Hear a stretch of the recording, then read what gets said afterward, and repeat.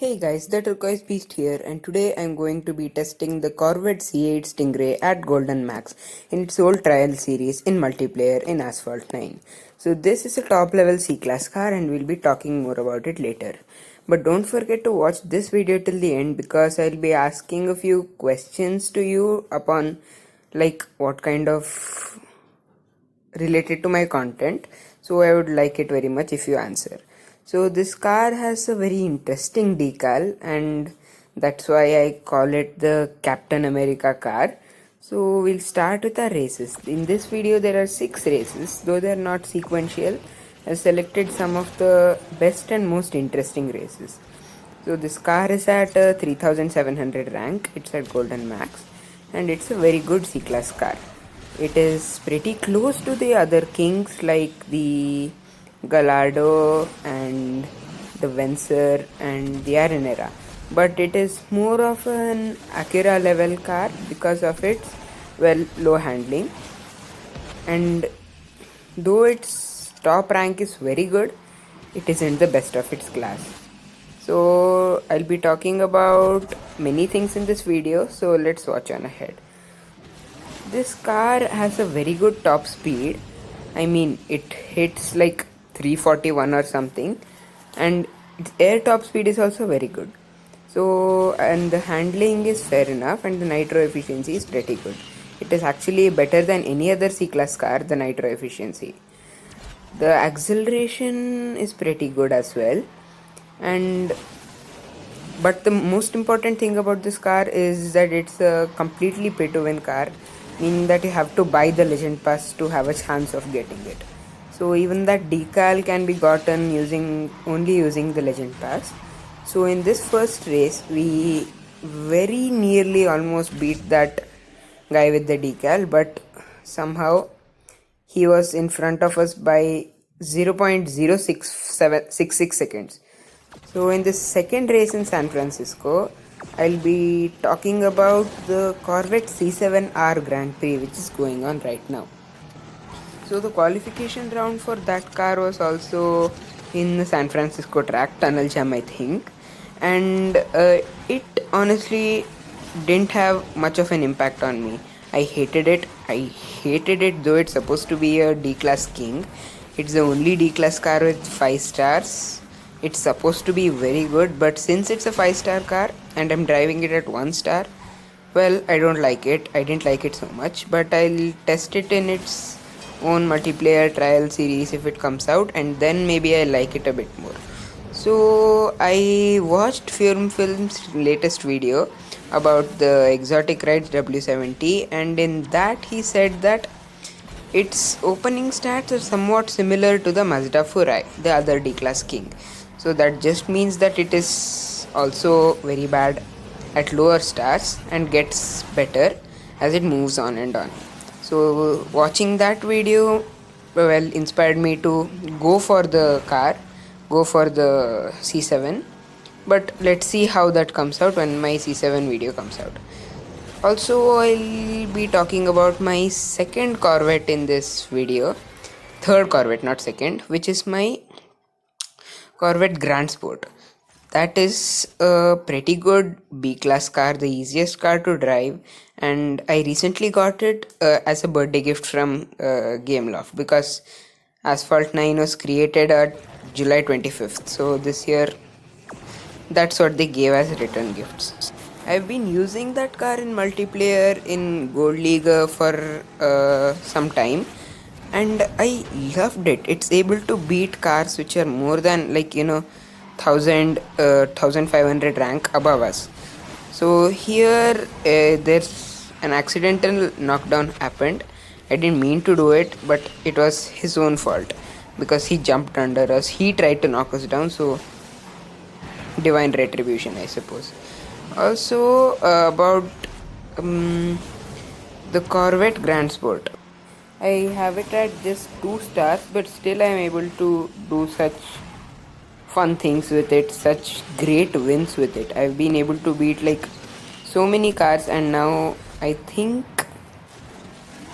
I may get into Platinum League. There's a very low chance, but I just may. Now this is no promises to anyone, But well, yeah.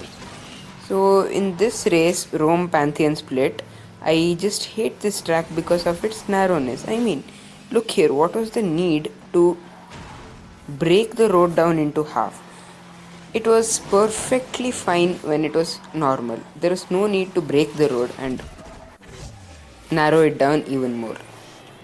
So there we take the win, and in the fourth race, which is taking place in Osaka here, I'm going to talk about the problem of traffic cars. Traffic cars, yeah. How shall I get started? These cars are the biggest problems in the game. Period. Nothing more to say about these.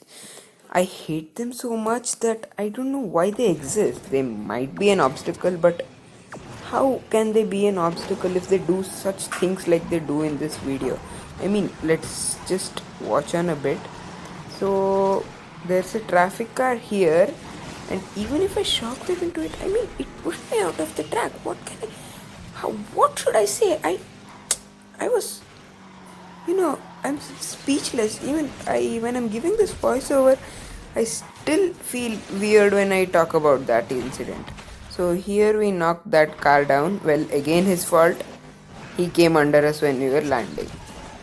So even after that mishap at the beginning, we have climbed up to the fourth spot, and well, this race was going good. But here after this jump we hit another traffic car. So in this race, this was one of the races in which the traffic cars were a nuisance. I mean, they don't give me that much problem usually. So here I overtake the third place guy by knocking him down. Well, sorry about that, but well, here, I mean, what the hell is a traffic car doing inside the factory? It's a miracle that we are allowed to race inside, but why are civilians parking their cars? But in this final bend, someone accidentally wrecked, allowing us to take the second place. Also, it was not too far from the first place because just 2 seconds, but 2 seconds make a big deal.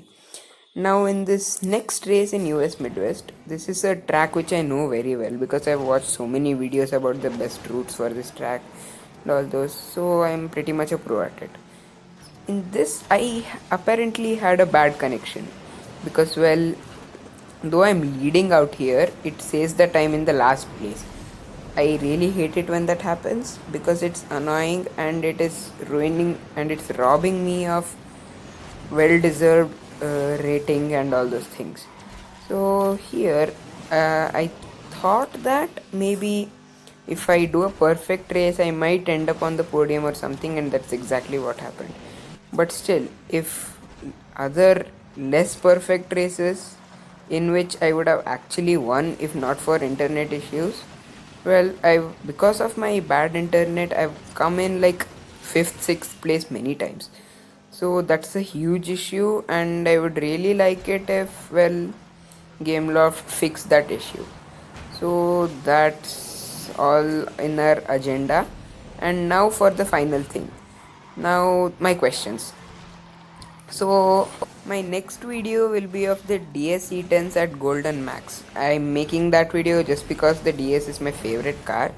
But I also wanted to ask if should I make some videos of all the cars which I have at max in multiplayer, like a multiplayer test of all my maxed cars.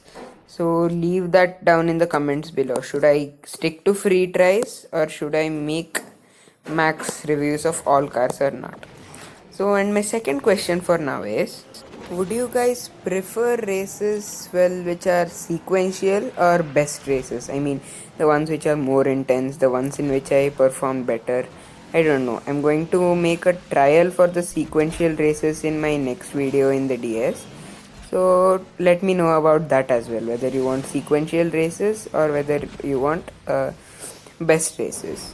Also, I have a third question for now.